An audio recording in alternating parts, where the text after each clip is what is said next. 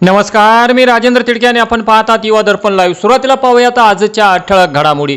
संजय गायकवाड यांची अखेर दिलगिरी, शिवाजी कोण होता वादावर पडदा टाकण्याचा प्रयत्न, शिवरायांच्या एकेरी उल्लेखावर इशाराही दिला। आमदार संजय गायकवाड यांचे विधान विकृत व गुन्हेगारी स्वरूपाचे, कारवाई करण्यास सरकार का घाबरते, हर्षवर्धन सपकाळ यांचा सवाल। आपचे राज्यसभा खासदार राघव चड्डा बीजेपीमध्ये दाखल, 10 पैकी 7 खासदार सोबत असल्याचा दावा। आणि महाराष्ट्राचा दाखला देत इराणने ट्रम्प यांच्या विधानाचा घेतला समाचार, महाराष्ट्राच्या संपन्नतेचा व्हिडिओ केला पोस्ट। आणि आता बातमीपत्र बीड जिल्ह्याचं आणि राज्यातील इतर घडामोडींचं सविस्तर। सिव्हिल हॉस्पिटल बीड येथे उभारण्यात आलेल्या नवीन इमारतीची आज जिल्हाधिकारी श्री विवेक जॉन्सन यांनी पाहणी केली। ही अत्याधुनिक इमारत आरोग्य सेवांच्या गुणवत्तेत मोठी भर घालणारी ठरणार आहे। प्रशस्त रचना, आधुनिक सुविधा आणि रुग्णांना अधिक चांगली सेवा देण्यासाठी करण्यात आलेली नियोजनबद्ध उभारणी यामुळे जिल्ह्यातील आरोग्य व्यवस्थेला एक नवे बळ मिळणार आहे। या पाहणी दरम्यान जिल्हाधिकारी यांनी विविध विभागांची देखील माहिती घेतली, तसेच कामाच्या गुणवत्तेबाबत समाधान व्यक्त केले। त्यांनी संबंधित अधिकाऱ्यांना आवश्यक त्या सूचना देऊन लवकरात लवकर ही इमारत सर्वसामान्य नागरिकांच्या सेवेत उपलब्ध करून देण्यावर भर दिला। यासोबतच सध्या कार्यरत असलेल्या ICU विभागालाही भेट देण्यात आली। तेथील AC यंत्रणा व वैद्यकीय उपकरणे सुरळीत सुरू आहेत का याची सखोल पाहणी करून आवश्यक त्या सूचना संबंधित अधिकाऱ्यांना देण्यात आल्या। बीड जिल्हा कारागृहातील घडामोडींनी पुन्हा एकदा खळबळ उडवली आहे। गेल्या काही दिवसांपासून तुरुंगातील कैद्यांच्या संभाषणाच्या ऑडिओ क्लिप सोशल मीडियावर व्हायरल होत आहेत। संतोष देशमुख हत्या प्रकरणात अटकेत असलेल्या वाल्मिक कराड आणि त्याच्या गँगकडून इतर कैद्यांवर दबाव टाकला जात असल्याचे आरोप यामध्ये करण्यात आले आहेत। आधी अझहर पठाण या कैद्याच्या 2 वेगवेगळ्या क्लिप्स समोर आल्या होत्या आणि आता सनी आठवले या कैद्याची आणखी एक ऑडिओ क्लिप समोर आली असून या प्रकरणी अधिकच गुंतागुंत वाढली आहे। सनी आठवलेच्या कथित संभाषणात त्याने म्हटले आहे की अझहर पठाण याला खरोखरच मारहाण झाली होती आणि त्याचा जबाब बदलण्यासाठी त्याच्यावर दबाव टाकण्यात आला। तसेच वाल्मिक कराडला बंदी असतानाही रात्री उशिरा बाहेर काढून त्याचा जबाब घेतल्याचा आरोपही करण्यात आला आहे। पाहुयात सनी आठवले या ऑडिओ क्लिपमध्ये काय म्हणाला आहे। तर या ऑडिओ क्लिपची युवा दर्पण लाईव्ह कसल्याही प्रकारची पुष्टी करत नाही। मी सनी आठवले, जिल्हा कारागृह बीड मधून बोलतोय। कालचा 2 दिवसाखाली जे मारहाण प्रकरण झालेलं आहे हे खरं झालेलं आहे। त्याच्यावर जे आजार व्यक्ती त्याच्यावर जे आहे ना त्याला खरखरीत मारहाण झालेली आणि त्याचे सगळे स्टेटमेंट बदललेले। वाल्मिक कराडला परवा दिवशी रात्री बंदी झाली असताना 8:30 वाजता बाहेर काढलं होतं, त्याचा जबाब घेतलाय आणि त्या आजारला 9 वाजता बॅरेक क्रमांक रात्री 9 वाजता बॅरेक क्रमांक 3 मध्ये आणून टाकले रात्री 9 वाजता। हे कोणता प्रकार चालू आहे आणि जर ती माझ्या नावाची मी जर त्याला दबाव दिला आहे तर मग हे काय करायला होते बाहेर आणि त्यांनी जो सांगितलेला प्रकार आहे त्याच्यासोबत ते खरं झालेलं आहे। त्याच्यावर सुप्रिटेंडेंट चांदणे साहेब आणि हे बाकीचे जे अधिकारी अधिकारी हे सगळे त्याच्यावर दबाव आणायला लागलेत आणि त्याच्यावर स्टेटमेंट घ्यायला लागलेत। काही बी त्याला 10,000ची कॅन्टीन देतो म्हणले, त्याला बाहेर पैसे द्यायची लालूच दिली आहे वाल्मिक कराडने त्यांनी आणि त्याला फुल प्रेशर मध्ये आणलेलं आहे। आणि जर त्यांनी ती चिठ्ठी लिहिलीच तर मग ती चिठ्ठी बाहेर गेली कशी, कुणी आणली याची बी चौकशी व्हायला पाहिजे। आणि वाल्मिक कराडची मी ह्याच्या आधी सुद्धा हा क्लिप व्हायरल केलेली, माझ्यावर त्यांनी खोटा गुन्हा टाकलेला आहे। त्याच्यात बी त्याची पुन्हा वापस चौकशी करा, माझी बी करा आणि त्यांची बी करा।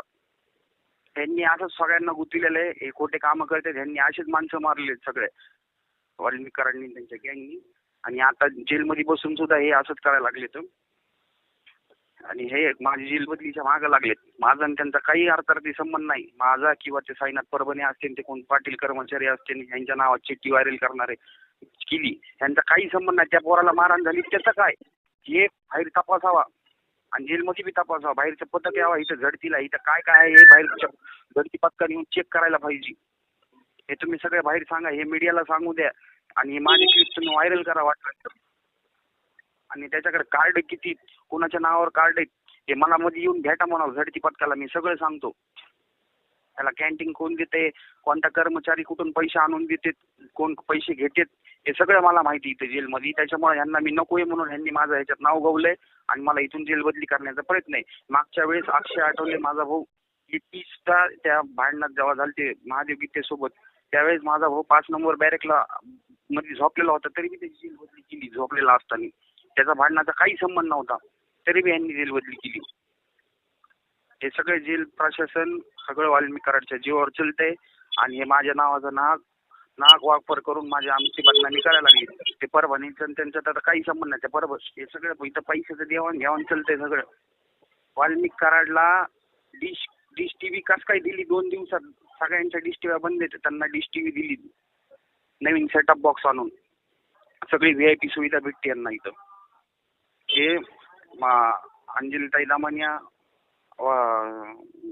हे सगळे सामाजिक कार्यकर्ते ह्यांनी याची चौकशी लावा, ह्यांच्याबद्दल बोला आणि इथं जेलमध्ये झडती पाठवा. आणि विनाकारण त्याच्यासोबत जे प्रकार झाला त्याची CCTV फुटेज चेक करा. त्याच्यावर गुन्हा दाखल करणार का नाही का ते सगळं खोटंच सांगणार?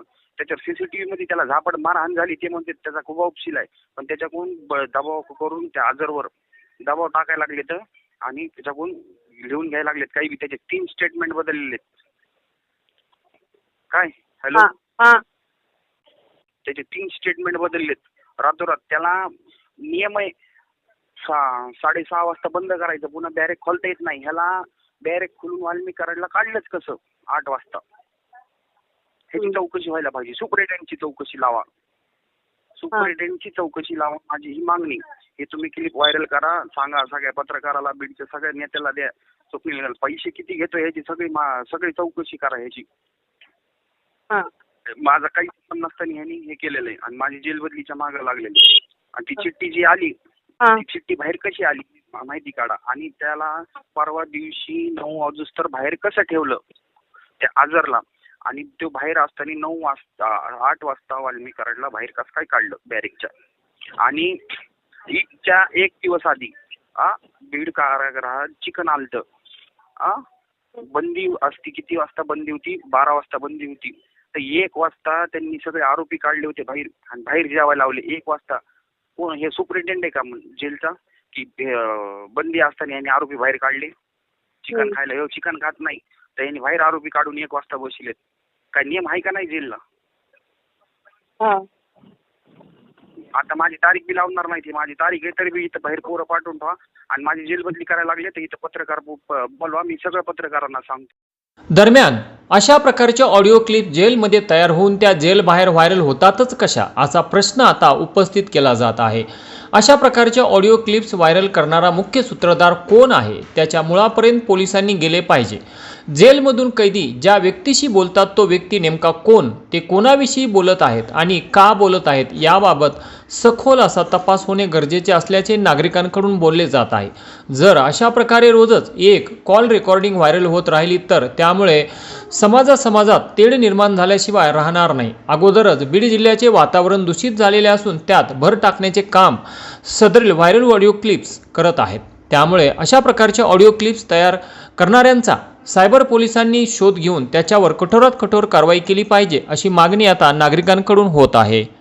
आणि याचबरोबर आजचं बातमीपत्र संपलं. उद्या पुन्हा भेटू काही नव्या आणि ताज्या घडामोडींसह. तोपर्यंत पाहत राहा युवा दर्पण लाईव्ह चॅनल. लाईक करा, सबस्क्राईब करा आणि खाली दिलेल्या बेल आयकॉनला प्रेस करा. तोपर्यंत नमस्कार.